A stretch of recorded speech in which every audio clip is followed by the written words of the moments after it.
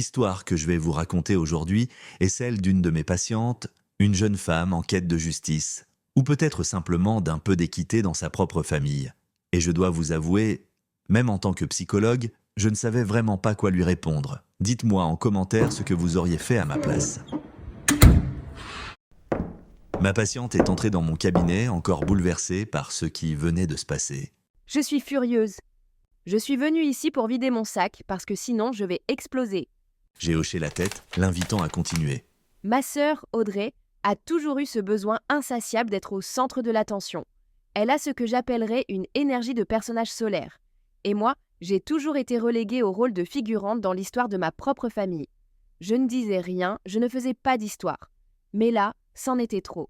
Audrey a organisé la baby shower de son 4e enfant, le jour même de mon mariage. J'ai relevé les sourcils. Vous voulez dire, par pure coïncidence ? D'un ton naïf. Elle secoua la tête avec amertume. Une coïncidence ? Non, elle savait. Elle savait depuis des mois que c'était mon jour. Toute la famille avait déjà confirmé leur présence à mon mariage. Et pourtant, elle a choisi cette date, délibérément, pour me voler la vedette, pour que, une fois encore, je sois mise de côté. J'aurais dû m'y attendre. Audrey a toujours été l'enfant doré. Moi, j'ai toujours été le vilain petit canard. Depuis toute petite, elle était la fierté de mes parents. Brillante à l'école, excellente en sport, appréciée par tous. Moi, j'étais simplement moyenne. Pas assez exceptionnelle pour être remarquée, mais pas assez désastreuse pour être une priorité. J'étais, neutre, tel un yaourt nature. Elle prit alors une grande inspiration, comme si elle hésitait à plonger plus profondément dans ses souvenirs.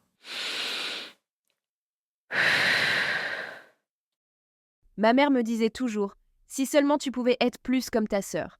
Alors j'ai essayé, j'ai vraiment essayé. Mais rien n'était jamais suffisant. Finalement, j'ai compris que peu importe combien je me débattais, je ne serais jamais Audrey. Et je n'en avais plus aucune envie. Quand elle est partie pour l'université, j'ai cru que tout allait changer. Mais en réalité, c'est là que tout a empiré. Et moi, face à elle, je me suis demandé, qu'aurais-je pu lui dire à cet instant précis ? Comment console-t-on quelqu'un qui a passé toute sa vie à se sentir invisible ? Ma patiente a continué son récit. Elle voulait croire que les choses pouvaient être différentes. Après son départ à l'université, Audrey a changé. Elle était toujours brillante, toujours accomplie, mais elle n'appelait plus mes parents. Elle refusait de rentrer à la maison. Et surtout, elle dépensait l'argent familial à une vitesse ahurissante. Je crois que ça les a détruits. Pendant 18 ans, ils avaient vécu en étant les parents d'une seule et unique enfant, et soudain, cet enfant ne voulait plus d'eux. Et c'est là qu'ils se sont tournés vers moi, l'invisible, moi, l'ombre. Soudain, j'étais digne d'intérêt. Ils voulaient me connaître, créer des liens, mais c'était trop tard. J'avais appris à vivre seule.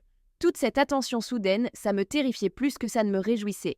Ils voulaient jouer à la famille parfaite, mais je savais que ce n'était qu'une façade. Quand j'ai refusé de jouer leur jeu, ils l'ont très mal pris. La douceur a laissé place aux cris, aux reproches, aux humiliations. J'étais soit une ingrate, soit un poids mort. J'ai serré les dents et j'ai tenu bon jusqu'à mon départ pour l'université. Depuis, je ne leur parle presque plus. Elle marqua une pause, puis son expression faciale se durcit. J'ai fait des études en animation. J'ai décroché un super boulot en sortant de l'université et aujourd'hui, je mène une belle vie. Ce qui, soit dit en passant, est le contraire de ce que ma famille pensait que je deviendrais.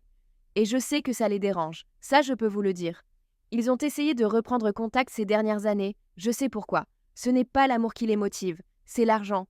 Audrey, la grande étoile de la famille, ne travaille pas. Elle a eu un enfant juste après la fac, s'est mariée dans l'urgence, et depuis, elle n'a jamais gagné un seul centime.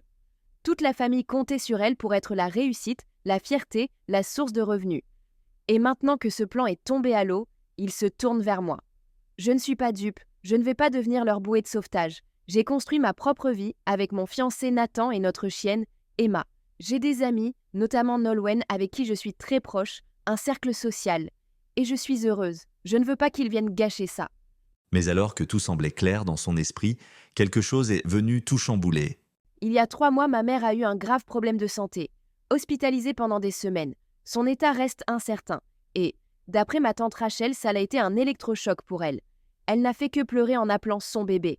À ma grande surprise, il s'agissait de moi, pas d'Audrey. Ma tante m'a dit que ma mère avait réalisé combien elle m'avait maltraitée, qu'elle voulait se racheter, qu'elle ne voulait pas mourir sans avoir réparé ses erreurs. Et moi, je ne sais pas quoi faire. C'est criant, il s'agit d'une dernière tentative d'absoudre sa conscience, qu'elle ne cherche pas à m'aimer mais simplement à se pardonner. Et pourtant, une part de moi hésite. J'ai longtemps hésité. Je savais que ma mère cherchait à soulager sa conscience plus qu'à renouer sincèrement avec moi. Après de nombreuses discussions avec ma tante et mon fiancé, j'ai décidé de lui laisser une chance. Une toute petite.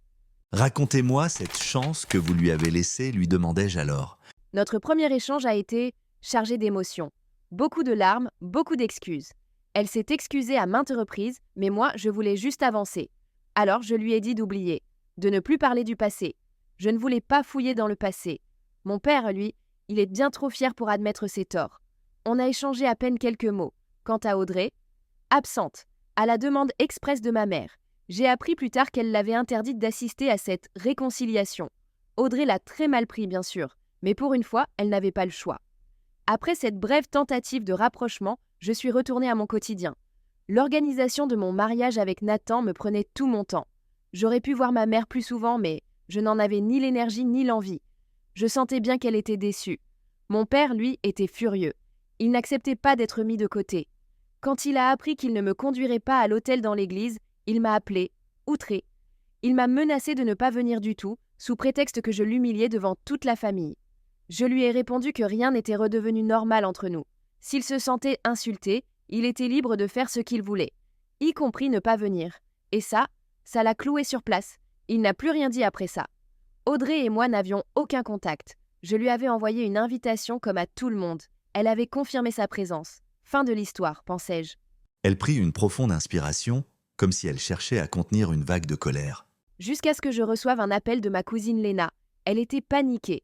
Audrey venait de l'inviter à son baby shower, le même jour que mon mariage, dans la même ville, à 1 heure de route de ma cérémonie. Audrey n'avait envoyé aucune invitation officielle, elle appelait les gens directement, en secret. Elle voulait éviter que la nouvelle me parvienne trop tôt.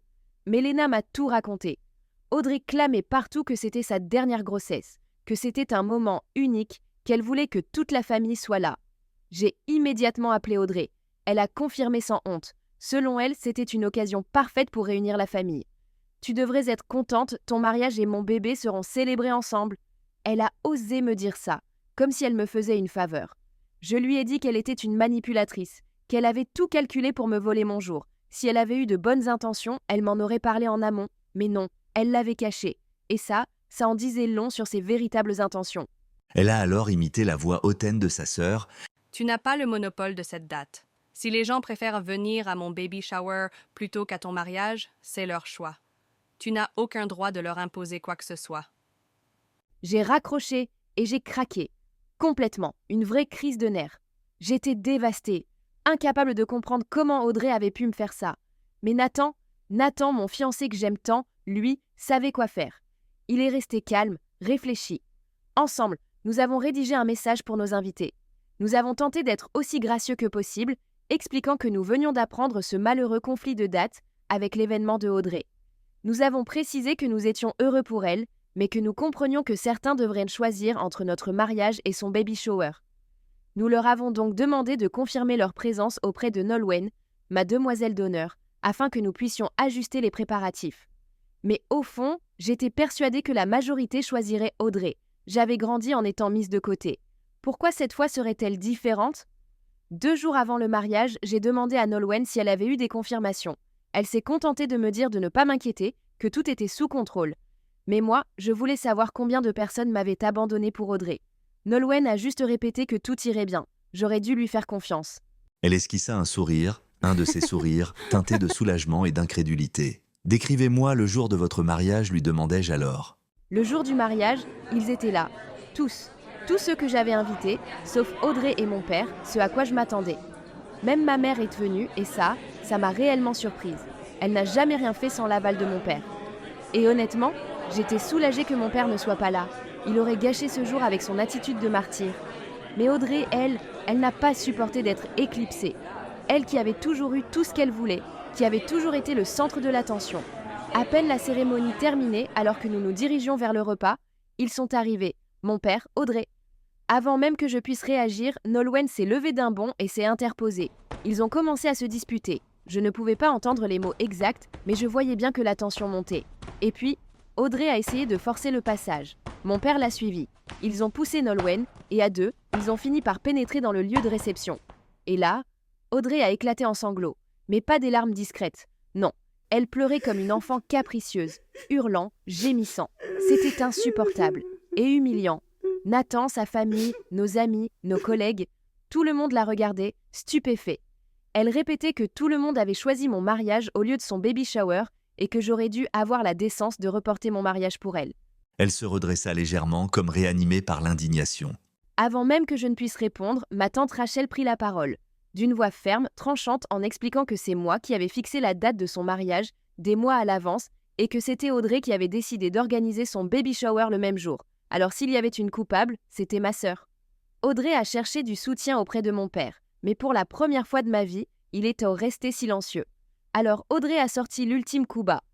Les mariages, ça se brise tout le temps. Peut-être qu'elle se remariera un jour, mais moi, c'est ma dernière grossesse. Je ne pourrai plus jamais vivre ce moment. Devant mon mari, devant toute ma famille, elle osait insinuer que mon mariage ne tiendrait pas. J'ai explosé. Je lui ai dit de dégager immédiatement. Elle est partie, enfin, mais pas sans un dernier regard meurtrier. Comme si, pour la première fois de sa vie, elle réalisait qu'elle n'était pas la princesse intouchable qu'elle croyait être. C'est à ce moment-là qu'elle s'est mise à hurler, mais je ne lui ai même pas laissé le temps de finir. Je l'ai coupée net. Je lui ai craché à la figure qu'elle était une personne abjecte, incapable de penser à quelqu'un d'autre qu'elle-même, et que plus que tout, je plaignais ses enfants. Grandir avec une mère aussi toxique, c'était une malédiction. Un silence de plomb est tombé. Elle a enfin fermé sa bouche. Son visage s'est décomposé, puis elle a éclaté en sanglots une fois de plus. Mais cette fois, je ne ressentais rien. Nolwenn et une autre de mes amies ont alors attrapé ses bras et l'ont traîné hors du lieu de réception.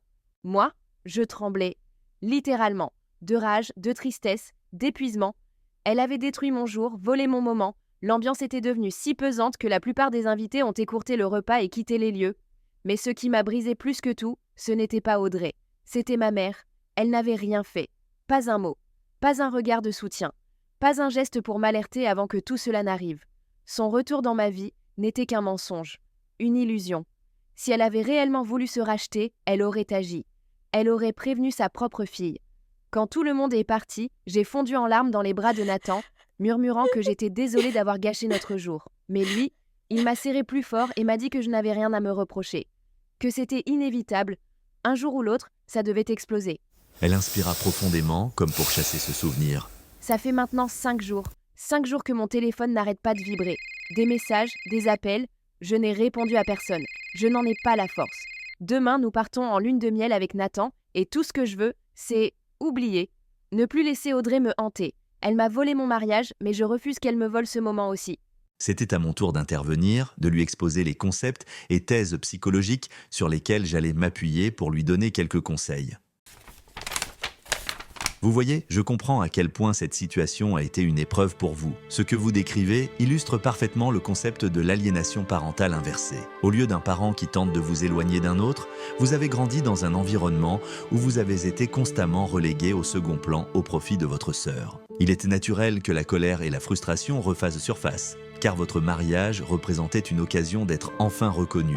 Et pourtant, Audrey a une nouvelle fois tenté de s'imposer. Ce schéma relève de la dynamique familiale toxique, où un membre est inconsciemment perçu comme prioritaire et l'autre comme négligeable. Votre réaction de couper les ponts n'est pas une punition, mais une mise en place de limites saines, ce que l'on appelle en psychologie un mécanisme de préservation émotionnelle. Ce que je vous invite à explorer, c'est comment vous reconstruire sans le poids du passé. Vous avez réussi à vous protéger en mettant de la distance, mais cette blessure, elle, mérite d'être entendue. Avez-vous envisagé d'en parler avec un thérapeute spécialisé en reconstruction identitaire après une dynamique familiale dysfonctionnelle? Il pourrait vous aider à déconstruire ces croyances profondément ancrées et à avancer sans la peur de revivre ces schémas. Vous avez déjà fait un pas essentiel, choisir votre propre famille, celle qui vous soutient réellement. Maintenant, il est temps de vous donner la place que vous méritez pleinement. Elle quitta alors mon cabinet, une seconde consultation était prévue après sa lune de miel avec Nathan, mais elle n'est pas revenue. Et puis, 5 mois plus tard, elle revint à mon cabinet. Je sentais que son visage s'était adouci, ses traits estompés. Je la sentais apaisée. Je vous ai écouté, j'ai tenu bon. Quand ma mère m'a appelée après la lune de miel, j'ai cru qu'elle avait enfin compris, qu'elle voulait vraiment s'excuser. Mais très vite, j'ai réalisé que c'était la même rengaine, les mêmes excuses, les mêmes manipulations. Elle m'a dit qu'elle ne voulait pas me blesser, qu'elle pensait que tout le monde viendrait quand même à mon mariage. Mais ce n'est pas une excuse, n'est-ce pas? C'est juste du déni.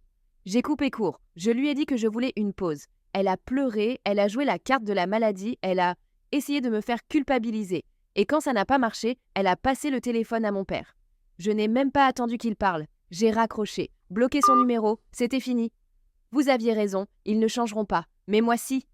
Son regard était bien plus assuré. Elle soupira, mais cette fois, je ne ressentais aucune hésitation dans sa voix.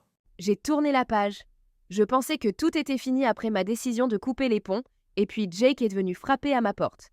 Jake? Qui est Jake? Lui ai-je alors demandé.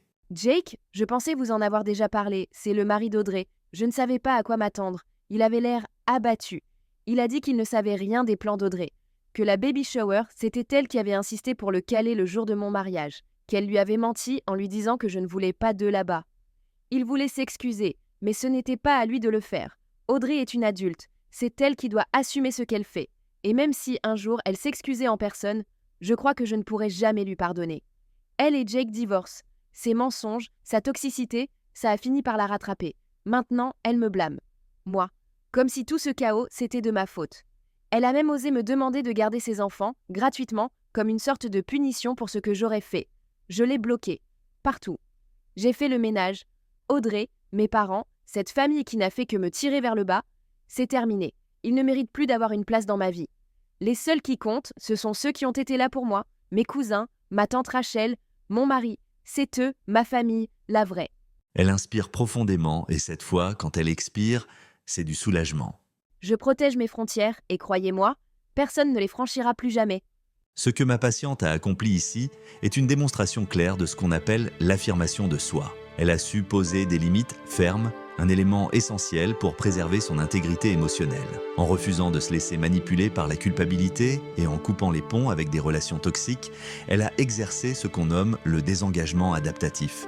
Une capacité à reconnaître qu'une situation ne peut pas être réparée et à choisir de s'en éloigner pour préserver son bien-être. Beaucoup pensent que pardonner est une obligation pour avancer. Mais dans certains cas, la vraie guérison passe par l'acceptation qu'une relation est irrémédiablement nocive. Ma patiente a compris que le pardon n'est pas toujours synonyme de réconciliation. Et elle a opté pour la protection de son équilibre psychologique plutôt que pour une paix illusoire.